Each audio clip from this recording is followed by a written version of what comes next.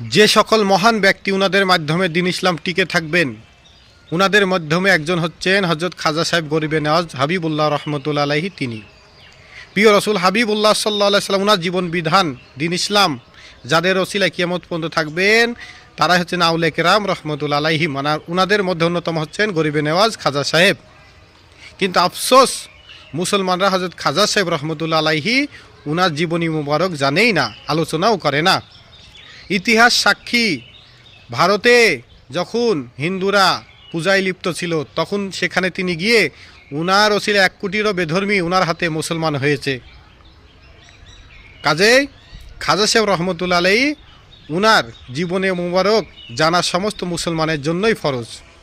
শুধু তাই নয়, উনার জীবনী মুবারক শিক্ষা প্রতিষ্ঠানের সিলেবাসে অন্তর্ভুক্ত করা। কিন্তু আফসোস মুসলমান রাষ্ট্রে উনার জীবনী মুবারক শিক্ষা প্রতিষ্ঠানের সিলেবাসে অন্তর্ভুক্ত করা নাই, এজন্য মানুষ উনার সম্পর্কেও বেশি জানে না।